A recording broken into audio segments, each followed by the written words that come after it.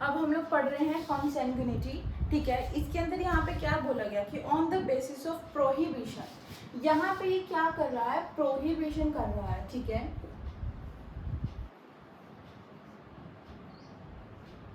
Prohibition कर रहा है कि एक जो मेल है, एक जो लड़का है, मेल किस किस के साथ शादी नहीं कर सकता, ठीक है। कॉन्सेंग्युनिटी के अंदर क्या आता है कि जो मेल है वो किस किस लेडी के साथ शादी नहीं कर सकता, अपनी ही मदर के साथ, ग्रैंड मदर के साथ, अपनी डॉटर के साथ, ग्रैंड डॉटर के साथ, अपनी सिस्टर के साथ, ठीक है। जो उसकी सिस्टर है, चाहे वो फुल ब्लड से हो, चाहे वो यूट्रिन ब्लड से हो, ठीक है, और अपनी आंट, ठीक है। तो ये हमें पता होना चाहिए कि कॉन्सेंग्युनिटी के अंदर जो मेल है वो किस किस के साथ शादी नहीं कर सकता। यहाँ पे क्या कर रहा है, प्रोहिबिशन कर रहा है कि इसके साथ मैरिज नहीं कर सकता। उसके बाद आता है एफिनिटी।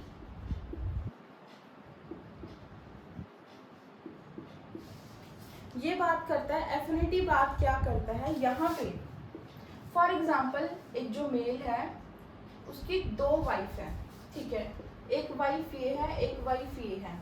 अब यहाँ पे बताया कि ये जो लड़कियां हैं इनका रिलेशन आपस में नहीं होना चाहिए, क्या नहीं होना चाहिए, नो रिलेशन, कि ये जो इसकी वाइफ है इसमें कोई भी रिलेशन नहीं होना चाहिए। अगर इनमें कोई रिलेशन है, अगर इनमें कोई रिलेशन है, देन एफिनिटी क्या बोलता है कि ये लड़का फिर शादी नहीं कर सकता। फॉर एग्जाम्पल ये दोनों बहनें हैं, देन ये मेल इनसे शादी नहीं कर सकता।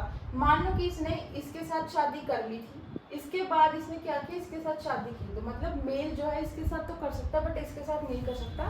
तो यहाँ पे कुछ रिलेशंस बताए गए हैं कि एक जो लड़का है वो किस किस के साथ शादी नहीं कर सकता है। बेसिकली जो उसकी वाइफ है उसमें क्या नहीं होना चाहिए, कोई रिलेशन नहीं होना चाहिए, ठीक है। हिज फादर्स वाइफ, फादर्स की वाइफ के साथ नहीं कर सकता, खुद की जो वाइफ की डॉटर है और ग्रैंड डॉटर्स के साथ नहीं कर सकता मैरिज। तो यहाँ पे बहुत सारे रिलेशनशिप बता रखे हैं मैंने, relationship arising out of marriage, ठीक है, कि मैरिज से जो रिलेशन अराइज हो रहा है। फॉर एग्जाम्पल यहाँ पे मेल है, मेल इसके साथ शादी कर ली, एंड उसके बाद क्या है, ये जो है ये इसकी बहन की डॉटर है, ठीक है, ये लड़की इसकी बहन की डॉटर, देन ये इसके साथ मैरिज नहीं कर सकता। तो यहाँ पे बहुत सारी चीज़ें इन्होंने बता रखी हैं, वो आपको नोट्स में मिल जाएगी। मेरा मेन मोटिव आप लोगों को समझाना है, तो आप लोग नोट्स में जाके देख लेना, एक बार मैं आपको बोल के बता देती हूँ। हिज वाइफ मदर के साथ, अब ये जो इसकी वाइफ है अभी इसकी मदर के साथ थोड़ी शादी कर सकता है ये जो मेल है, तो इन्होंने यही चीज़ें बता रखी हैं। एंड हिज फादर्स वाइफ, जो उसका फादर है अपने फादर की वाइफ के साथ भी शादी नहीं कर सकता, मतलब अपनी मम्मी के साथ भी शादी नहीं कर सकता, अपनी दादी के साथ नहीं कर सकता, अपनी बेटी के साथ नहीं कर सकता। तो बहुत सारे रिलेशंस हैं जिन्होंने बताए हैं कि वो क्या नहीं कर सकता, मैरिज नहीं कर सकता है, ठीक है। उसके बाद है थर्ड हमारा आता है फॉस्टर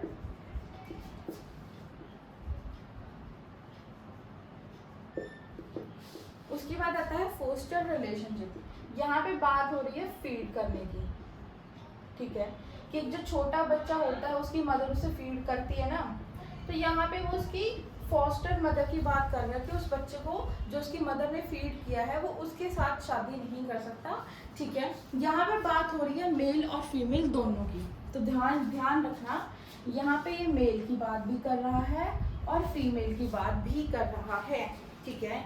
तो जो मेल चाइल्ड है वो क्या नहीं कर सकता, एक तो अपनी ही मदर के साथ शादी नहीं कर सकता, दूसरा है फोस्टर्स मदर सन्स वाइफ के साथ शादी नहीं कर सकता, और फीमेल भी क्या नहीं कर सकती, जो हर फोस्टर मदर्स हस्बैंड है उसके साथ शादी नहीं कर सकती, फोस्टर्स मदर्स सन है उसके साथ शादी नहीं कर सकती, and foster's mother's daughter husband है उसके साथ शादी नहीं कर सकती है। तो यहाँ पे बात कर रहा है बेसिकली फीडिंग की, कि अगर आपकी मदर ने आपको फीड किया है देन आप उनसे शादी नहीं कर सकते, और जो भी रिलेशन उससे अराइज हो रहे हैं आप उन लोगों के साथ भी शादी नहीं कर सकते हो। बट यहाँ पे एक और चीज़ आ गई है,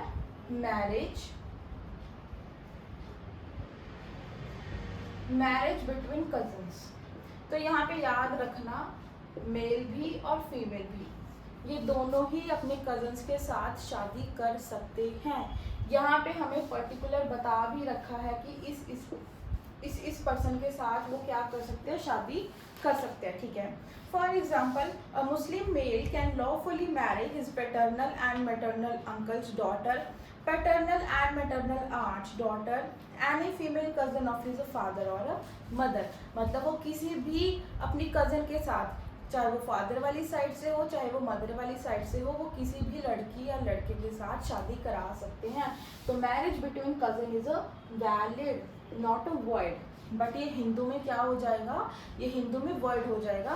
तो बहुत सारी चीज़ें हैं जो मुस्लिम लॉ के अंदर वैलिड मानी जाती हैं और हिंदू लॉ के अंदर वर्ड मानी जाती हैं, ठीक है। तो यहाँ पे हमारा बेसिकली जितने भी हमारे एसेंशियल्स थे वो सारे कवर हो गए हैं।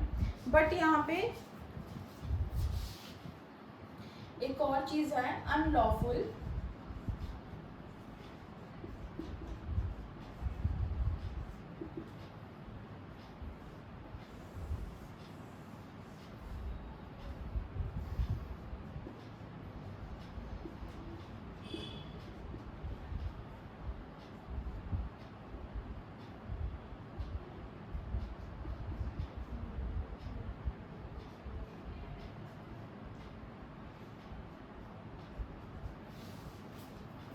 तो यहाँ पे बताया है अनलॉफुल कंजक्शन।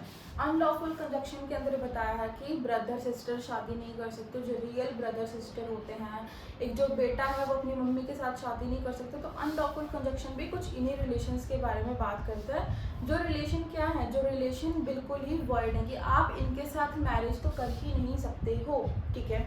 उसके बाद यहाँ पे आ जाएगा पॉलीगैमी। एक सबसे इम्पॉर्टेंट टॉपिक, हमारा लास्ट टॉपिक रह गया है पॉलीगैमी, ठीक है। एंड इसके बाद हमारे एसेंशियल्स कंप्लीट हो जाएंगे। एक है पॉलीगैमी,